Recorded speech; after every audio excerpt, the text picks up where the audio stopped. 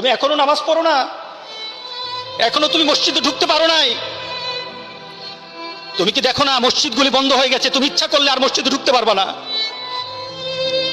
তুমি ইচ্ছা করলে আবার মসজিদে ঢুকতে পারবে না। দেখো না অনেক মসজিদ বন্ধ হয়ে গেছে।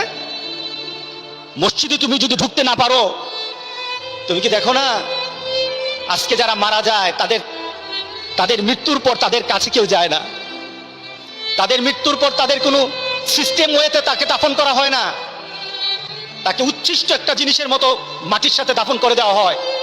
এ মানুষগুলি কাছে যায় না, টেনে টেনে দড়ি ধরে টেনে দিয়ে তাকে গর্তের মধ্যে ফেলে দেয়, তার কাছে যায় না। তুমি কি দেখো না? তুমি কি দেখো না? আমার মাবুদ আমাদের প্রতি রাগ করে আছে, আমাদের মাবুদ আমাদের প্রতি রাগ করে আছে। আমাদের মাবুদকে আমাদেরকে সন্তুষ্ট করতে হবে, সন্তুষ্ট করতে হবে। যিনি গজব দিয়েছেন উনি আমাদেরকে বাঁচাবেন। আমরা আমাদের মাবুদকে রাজি করতে হবে। আমরা তওবার মাধ্যমে আল্লাহকে রাজি করতে আর চেষ্টা হব। গোটা পৃথিবীর মুসলমান, আর সময় নাই, আর সময় নাই। আপনি এখন বাংলাদেশের রাস্তাঘাটে হাঁটেন, এমন পরিবেশ যেন আল্লাহ না করে, জোরে বলেন আল্লাহুম্মা আমিন। এমন পরিবেশ যেন আল্লাহ না করে বাংলাদেশের মানুষ ঘর থেকে বের হবে না।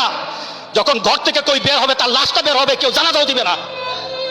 এমন হয়ে যাবে যদি আল্লাহকে সন্তুষ্ট না করতে পারেন, এমন হয়ে যাবে। সুতরাং আমরা আল্লাহর কাছে প্রাণ বলে আজকে কাঁদি।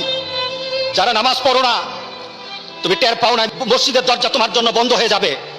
তুমি মনে রেখে দিও, মসজিদের সাথে তোমার সম্পর্ক তোমার হয় নাই, তুমি জান্নাতের দরজাও তুমি খুলতে পারবা না। তুমি এখনো বেনামাজি, এখনো সকালবেলা তুমি ঘুমাও, এখনো তুমি আল্লাহকে ভুলে আছো, এখনো তোমার কাছে তওবার কথা তোমার চিন্তাতে আসে নাই।